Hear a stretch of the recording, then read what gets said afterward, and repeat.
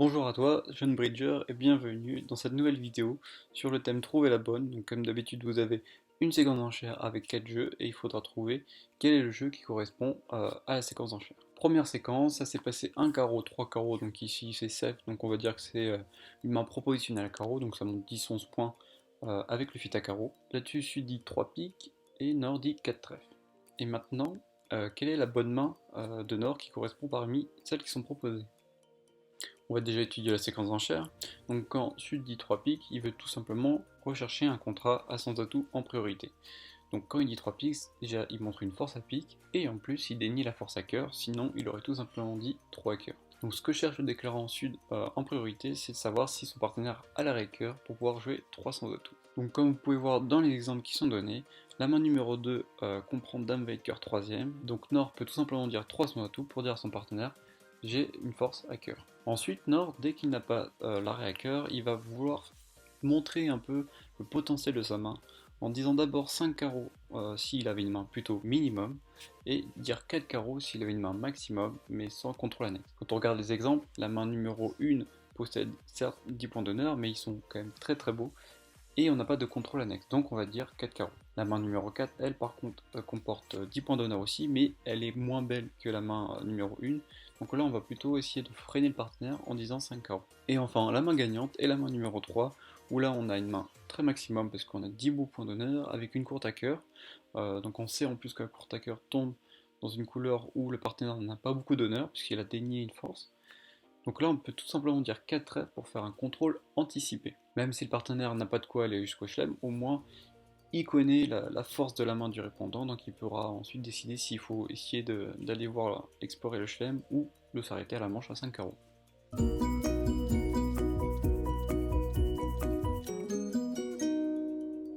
Deuxième exercice, cette fois-ci c'est passé un cœur, un sang, deux trèfles, deux cœurs, deux piques.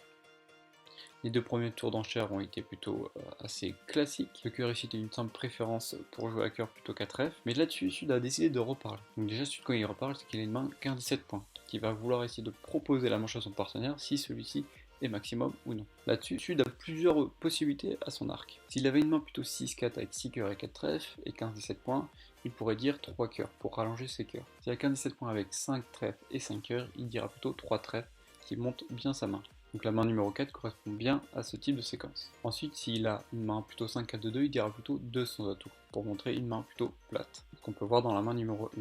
Et maintenant, s'il nomme une autre couleur, donc qui n'ont pas été nommés ici, 2 piques et 3 carreaux, c'est tout simplement des résidus, donc des forts dans les couleurs nommées. Donc on va dire 3 carreaux avec la main numéro 2 puisqu'on a le résidu carreau, et on va dire 2 piques avec la main numéro 3 pour dire qu'on a le résidu pique. C'était bien la main numéro 3 qui était la bonne. Et là-dessus, je voulais revenir justement sur ces types de séquences d'enchères.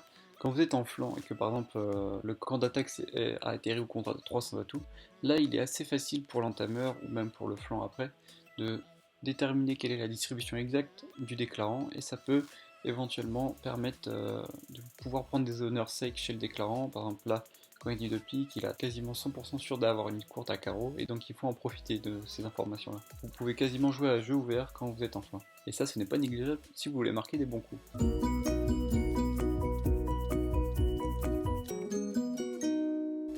Enfin, dernier exercice, là ça s'est passé un sans atout, 2 cœurs, 2 piques, 3 cœurs, 4 trèfles. Qu'est-ce que vous en pensez? Alors déjà on va ici reparler de l'enchère de 3 cœurs qui montre ici un bicolore majeur, au moins 5-5, et forcing de manche. Il est même au moins proportionnel de chelem. Sachez qu'il y a différentes manières de nommer un bicolore majeur après l'ouverture d'un sans atout.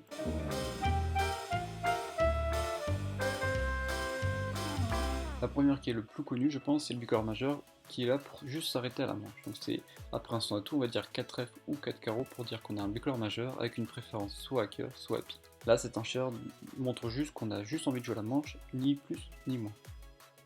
Avec un bicolore majeur faible, donc en dessous de 7 points d'honneur, on va plutôt faire un Texas pique, donc dire 2 cœurs comme ici, 2 piques, et dire passe ensuite sur 2 piques. Malheureusement, avec le 5-5, c'est quand même obligatoire de passer. Et si par exemple la séquence se poursuit, qu'il y a un adversaire qui réveille, là on pourra dire 3 cœurs pour montrer qu'on était bien 5-5 mais avec pas de points. Si on a une main plutôt propositionnelle de manche, donc toujours avec le 5-5 majeur, on va plutôt dire 2 carreaux au Texas cœur. Sur la réponse de 2 cœurs, on va dire 2 piques et le 5-5 avec une proposition de manche. Donc là, c'est à l'ouvreur de voir. Donc il a le droit de revenir à 3 cœurs qui sera non force, qui sera forcing pass, ou il peut tout simplement sauter la manche ou dire passe sur 2 piques. Et enfin, on arrive au problème qui est présenté à l'écran, c'est le bicolore majeur au moins professionnel de Chelem. Donc là, on va dire 2 cœurs Texas pique, et après, on va dire 3 cœurs tout de suite qui montrent les grosses ambitions de Chelem. Donc là-dessus, l'ouvreur il répond comment? Bah, tout simplement, s'il était fit et pique, s'il avait 3 cartes à pique, il va dire 3 piques.